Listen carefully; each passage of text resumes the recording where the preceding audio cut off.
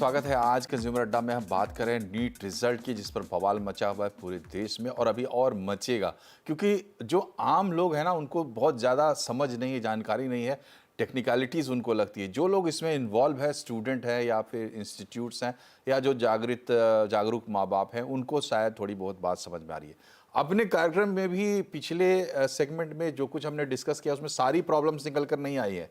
इसमें बहुत सारी प्रॉब्लम्स है लोगों को, मतलब ऐसा भी है कि एक ही सवाल के दो दो जवाब आए, बाद में दोनों जवाब को सही माना, और जिन लोगों ने उन दोनों जवाब को जिन लोगों ने टच किया था उन सबको, तो ये कैसा कंपटीशन आप करवा रहे हैं, ये भी बड़ा सवाल है।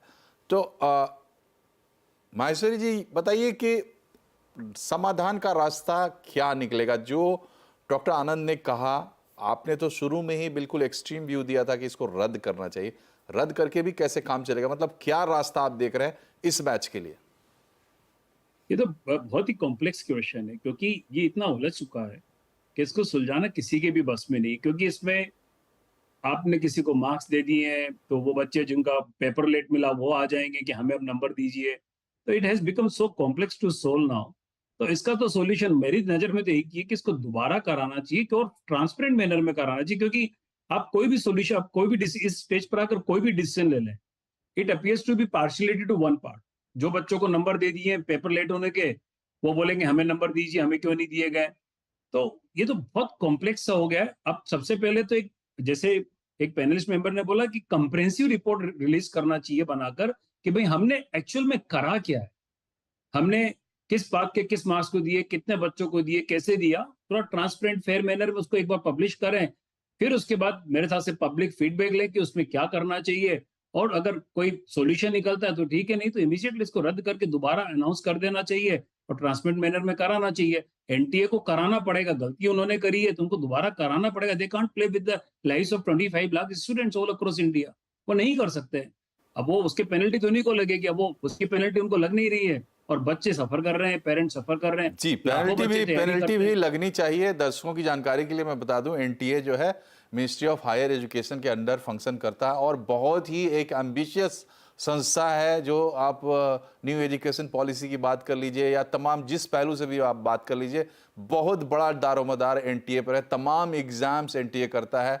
और आपको बता दें कि जेई एडवांस के लिए भी बहुत ज़्यादा दबाव बन रहा है। 7 कोर आईआईटीज अभी कराती हैं उसको एनटीए लेने के लिए या एनटीए के अंदर देने के लिए बड़ा ही प्रेशर चल रहा है। तो और मुझे तो एक डर सवाल। लगता है, जी आपकी बात को बीच में रोक रहा हूँ, मुझे तो डर लगता है कि अगर जे एडवांस भी इनको दे दिया तो जो नीट में हो जे एडवांस में भी हो जाएगा। जी, सबको आज ये डर तक सता रहा है, मैं सबको ये डर सता मैं रहा है। तो एक पूरे सिस्टम पर सवाल खड़ा होता है कि ये सिस्टम आखिर कैसे काम कर रहा है। बहरहाल शुभ्रा जी ये बताइए, जो स्टूडेंट्स बीच मझधार में इस वक्त इसमें फंसे हुए हैं, जैसा आपने ही कहा कि इनकी मेंटल हेल्थ के भी प्रॉब्लम है, कुछ बुरी घटनाएं हमने सुनी भी, उसको हम यहाँ नहीं दोहराना चाहते हैं, लेकिन आपकी सलाह क्या होती है स्टूडेंट्स के लिए फिलहाल? देखिए मनोज जी, एक तो जो है कि जो रिड्रेस मतलब जो उनका एनटीए से आपके जो ग्रीवियांसेस हैं, आप एक ऑफिशियल चैनल के थ्रू ही जा सकते हैं, वो सब आप करिए। बट मैं स्टूडेंट से ये कहना चाहूंगी, देखिए बहुत सारे केसेस में ये कहा गया, विदाउट कोटिंग एनीथिंग, हम लोगों ने देखा है कि चीजें 3-3, 4-4 साल तक पेंडिंग रहती हैं। उसके बाद बच्चों के एडमिशन्स भी हो जाते हैं, सब हो जाते हैं, उनका कोर्स कंप्लीट हो जाता है, उसके बाद कहीं आके कोई वर्डिक्ट आता है, उसका कोई मतलब नहीं रह जाता है। यहाँ पे मेजर प्रॉब्लम हो क्या रही है? बच्चों का टाइम लॉस, जो कि पूरी तरह से हो रहा है। तो मेरा कहना यह है कि आप करो, आप सब करो, सोशल मीडिया आउटक्राई, आप लड़ो, आप सफाई मांगो, बट लाइक सर सेड कि ये एग्जाम अगर री एग्जाम होता है तो students need to understand that now they need to focus, they need to put the entire focus on the preparation of the re examination. उनको बहुत ज्यादा जरूरी है कि अगर वो इस चीज की मांग कर रहे हैं कि री एग्जाम करिए, आप एग्जाम को रद्द करिए और री एग्जामिनेशन करिए, तो उनको अपना फोकस री एग्जामिनेशन की तैयारी के लिए लगाना पड़ेगा।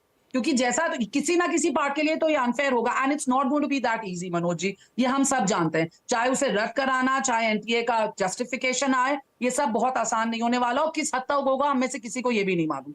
तो वो सब कुछ करें बच्चे, but they should focus more on the preparation and then backup plan कि अब करना क्या है, what if nothing is done about it.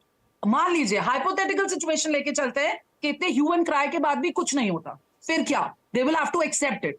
So they have to जो बच्चों को इतना 720 ला के भी हम लोग जानते हैं कि अब टॉप तो नहीं मिलेगा इंस्टीट्यूट, वी ऑल नो, है ना, सबको तो नहीं मिल सकता है ना। तो अब बैकअप प्लान क्या है उनका? They need career counselling, they need to go to professional career counsellors and they need to seek advice कि अब हम इस सिचुएशन में करें क्या। जी जी what if we have to accept the result ultimately, जो कि मुझे लगता है पूरे सिस्टम को देखते हुए कि होगा यही इवेंचुअली, कि एक्सेप्ट करना पड़ेगा।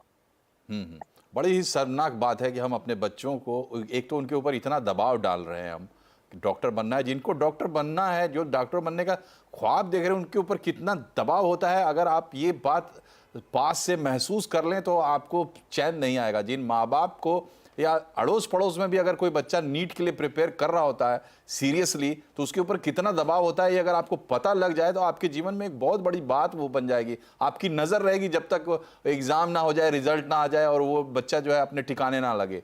ये तो स्थिति है प्रेशर का, उसमें हम इस तरह की स्थितियां पैदा कर रही है, शर्मनाक है एक समाज के तौर पर हम सभी लोगों के लिए। इसलिए सबका फर्ज बनता है, कर्तव्य बनता है, चाहे उनके बच्चे अभी नीट की तैयारी कर रहे हो या किसी और चीज़ की तैयारी कर रहे हो।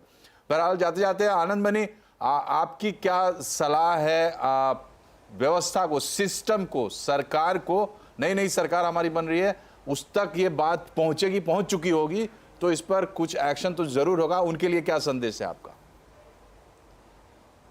जी बिल्कुल, मैं सबसे पहले ये बताना चाहता हूँ कि ये एनटीए की पहली गलती नहीं है। एनटीए हमेशा से लेके एग्ज़ाम टाइम में कुछ ना कुछ अतरंगी चेंजेस करता है और इससे बच्चे हताश होते हैं। पिछले साल इन्होंने अचानक से सिलेबस बदला और जब सिलेबस पब्लिश भी किया तो उसमें कोई क्लैरिटी नहीं थी, फिर दोबारा सिलेबस पब्लिश किया, उसमें भी गलतियाँ थी।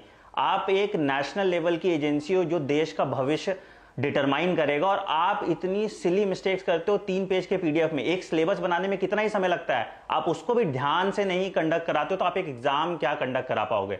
तो मेरा ये मानना है कि एनटीए, या तो एनटीए की लीडरशिप चेंज हो या NTA as a governing body dissolve हो और ये दारोमदार किसी और एजेंसी को दिया जाए एग्जाम कंडक्ट कराने के लिए, चाहे वो एम्स हो, चाहे वो सीबीएसई हो।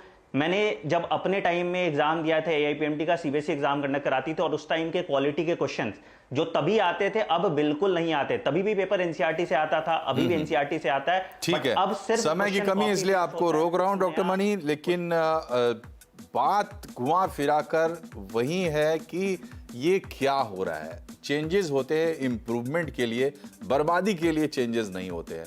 अगर बर्बादी हो रही है तो कौन लोग इसके लिए रिस्पॉन्सिबल हैं? इतने जो लाखों छात्र जो जिन्होंने इस बार परीक्षा दी, जो आगे देने वाले हैं, उन सब की विश्वास बहाली कौन करेगा?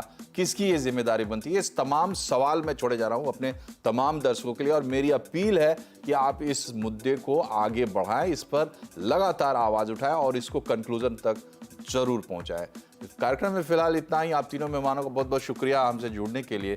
नमस्कार।